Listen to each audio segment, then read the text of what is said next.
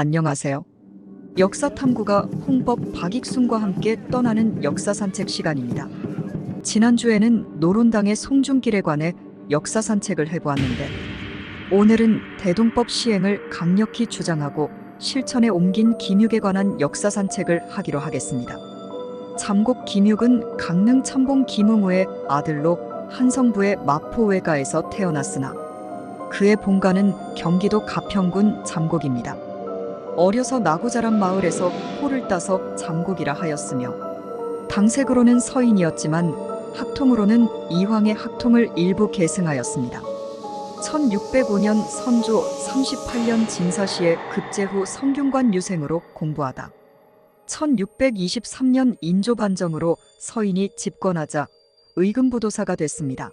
1624년 음성 한강제집 때는 조정의 요역과 조세를 감면해줄 것을 주장하는 성서를 올리기도 했습니다. 1627년 인조 5년 정묘호란 직후 국토가 황폐해지자 피해가 심한 평안도와 황해도 지역의 세금 감면과 도망한 군조를 용서해주고 살기가 어려워 고향을 떠나는 백성을 억지로 붙잡지 말 것을 주장하였습니다. 1638년 초 승문원 부제조를 거쳐 그해 6월 충청도 관찰사로 부임하여서는 세금 감면과 대동법 시행을 건의하고 수차 보급에 힘썼습니다. 대동법은 이원익이나 조익 등의 건의로 광해군 즉위년인 1608년에 경기도에서 시험 실시되었으며 인조 원년인 1623년에는 강원도에 확대 실시되었습니다. 대동법은 이처럼 점차 확대 실시되어 성과를 거두고 있었으나 그 실시 과정에서 양반 지주들의 격렬한 반대에 부딪혀 곤란을 겪고 있었습니다. 대동법은 외란과 호란으로 공궁에 빠진 국가재정과 농민 생활을 안정시킬 수 있는 유일한 정책 수단이나 대동법 시행을 내세우는 김육의 주장은 조정의 파란을 몰고 왔습니다. 조정에서 김육의 주장에 동조하는 사람은 좌의정 조익과 이시백 형제 정도이고 이조판서 김집, 호조판서 이기조, 호군 정세규, 사원부집의 송시열 등 대부분의 관료들은 이에 격렬히 반대하였습니다. 거듭된 전란으로 민생은 더할 나위 없이 피폐해졌는데 박납업자들은 토우나 관료들과 밀착되어 폭리를 취하고 관료들은 양질의 진상품을 빼돌리며 착복하는 행위가 만연됨을 눈으로 보고 김육은 진상품의 박납을 없애고 쌀로 일원화된 세금 조달 기준을 마련해야 한다고 상주하였던 것입니다. 1644년에는 성균관 대사성으로 황해도와 평안도의 수레와 동전의 사용을 건의하였으며 1646년 인조가 소현세자비 강씨를 처벌하려 할 때는 세자를 독살할 이유나 확증도 없이 세자빈을 처벌하는 것은 잘못이라고 강력하게 주장하였으나 인조의 비위를 상하게 하여 면직되었습니다. 1646년 사음부사로 북경에 다녀왔으며 이때 베이징에 당도한 서양인 과학자들과 만나 교류하면서 태양의 움직임을 기준으로 한 양력 달력인 시월력을 조선에 들여왔습니다. 청나라를 통해 들어온 문물은 모두 의심하던 인조이지만 조선 조정은 1653년부터 시월력을 시행하게 됩니다. 1649년 효종이 즉위하자 그는 전후 복구와 민심 수습을 위해 대동법 시행을 다시 꺼내했고 효종이 대동법의 시행을 약속함에 따라 우의정에 취임하였습니다.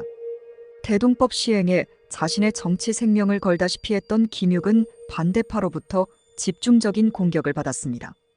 김집, 송시열, 김상원 등 대동법 반대파들의 공격이 극에 달하며 서인은 대동법 찬성파인 한당과 이를 반대하는 산당으로 분당이 되었습니다.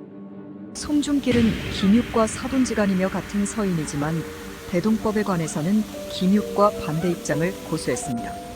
김육은 우의정을 사퇴하고 1650년 효종 1년 청나라에 파견되어 중국인들의 화폐 사용을 목격하고 귀국 후 조선 조정에 동전 유통을 건의하여 왕의 허락을 받았습니다.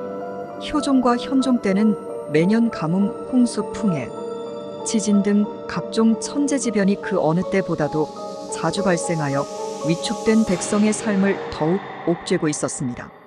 1651년 효종 2년 그의 건의가 받아들여져 대동법이 충청도에 시행되어 영의정으로 있으면서 충청도의 대동법 시행을 주관하고 실록청 총재관이 되어 금속활자를 재주조하여 인조실록 50책의 간행과 선조수정실록 8책의 간행에 성공했습니다.